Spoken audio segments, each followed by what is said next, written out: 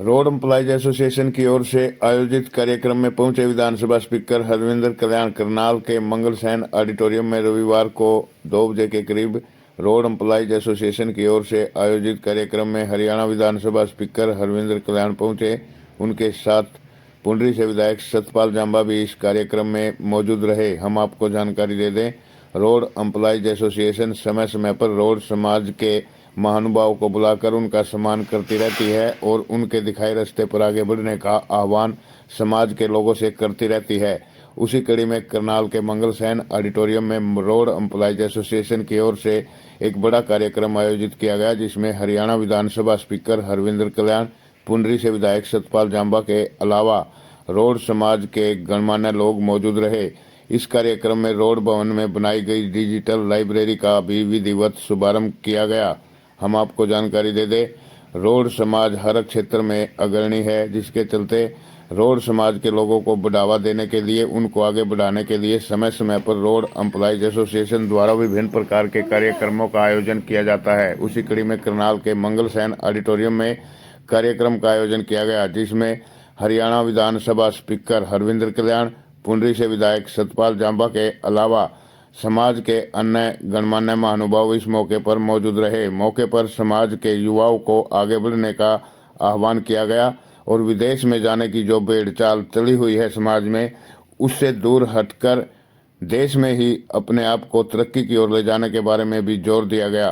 Channel से जुड़े रहिए, ताज़ा खबरों से अपडेट रहने के लिए केएल मीडिया से जुड़े रहिए और ताज़ा खबरों से अपडेट रहिए। हम आपको जानकारी दे दें, रोड एम्प्लॉयज एसोसिएशन की ओर से करनाल के मंगल सैन ऑडिटोरियम में भव्य कार्यक्रम का आयोजन किया जा रहा है, जिसमें विधानसभा स्पीकर, पुंडरी से विधायक सतपाल जांबा के अलावा समाज के बड़ी संख्या में लोग इस मौके पर मौजूद हैं। देखिए, सामाजिक संस्था रिया, उन्होंने आज का ये सम्मान समारोह और उससे भी महत्वपूर्ण जो एक डिजिटल लाइब्रेरी का आज उद्घाटन हुआ है।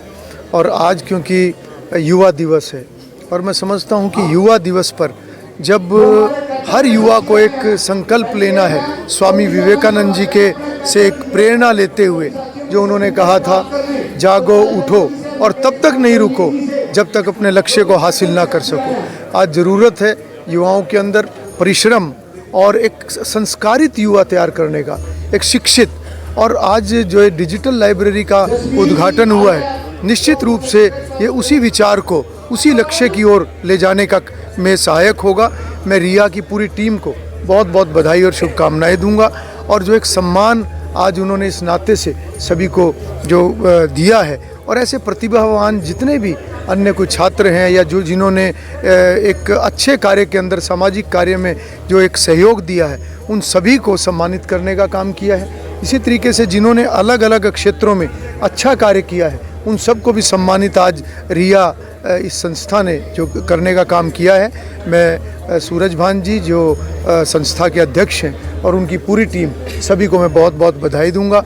और इस अवसर पर पूरे समाज से ये अपील करूंगा कि जो एक महापुरुषों के विचार हैं, हम अपने बच्चों को संस्कारित करें, शिक्षित करें, उनको जीवन में आगे बढ़ने के लिए प्रेरित करें, ताकि ना केवल अपनी तरक्की बल्कि अपने परिवार और के साथ साथ समाज के तरक्की के साथ साथ भी राष्ट्र के निर्माण की बात, जो एक संकल्प है 2047 में विकसित भारत बनाने का, उसमें सभी अपना योगदान सुनिश्चित करें। मैं सभी को बहुत बहुत बधाई और शुभकामनाएं देता हूँ। उसकी बात की है सर, वॉलीबॉल को कहाँ बनेगा? एक बहुत पुरानी डिमांड ये थी और हमारे जो कई ज़िले हैं जिनमें बहुत अच्छे वॉलीबॉल के प्लेयर वर्तमान में भी हैं और पुराने समय में भी बहुत अंतर्राष्ट्रीय स्तर के खिलाड़ी यहाँ से निकले हैं। तो मैं आभार व्यक्त करूँगा माननीय मुख्यमंत्री जी का भी, और जो एक इंटरनेशनल लेवल का एक इंडोर वॉलीबॉल स्टेडियम, उसका निर्माण होगा। निश्चित रूप से उसमें जितने भी हमारे क्षेत्र के, प्रदेश के जितने युवा जो वॉलीबॉल से जुड़े हुए हैं, उनको आगे बढ़ने में वो सहायक होगा। उसकी स्वीकृति हो चुकी है। हमारा प्रयास रहेगा कि अगले वर्षों में ये प्रोजेक्ट बनकर तैयार हो और खिलाड़ियों के काम आए। उसके लिए स्थान चिन्हित किया गया है कंबोपुरा के समीप। सर, क्या कुछ कहना चाहेंगे? आपने जिक्र किया बहुत सारे युवा विदेश जा रही हैं, तो ऐसे में कहीं ना कहीं ज़रूरत है भारत को भी, ताकि वो वापस आ जाएं। या देखिए, हर युवा की एक इच्छा होती है तरक्की करने की, और होनी चाहिए। उसके लिए जो भी विकल्प उनके पास हैं, जो भी रास्ते उनको मिलते हैं, उस पर आगे बढ़ते हैं। और ये ऐसा नहीं है कि ये पहली बार है, ये तो शुरू से ही जिसने कोई काम करना है, काम की जहाँ पर भी इस प्रकार के रास्ते बनते हैं तो व्यक्ति आगे बढ़ता है अपनी तरक्की के लिए। और आज बहुत सारे नौजवान जो बाहर जो गए हैं उन्होंने भी तरक्की की है, परंतु मेरा आह्वान ये है कि अगर हो सके तो अपने देश के अंदर ही नए जो रास्ते, नए अवसर तरक्की के उनको तलाशें।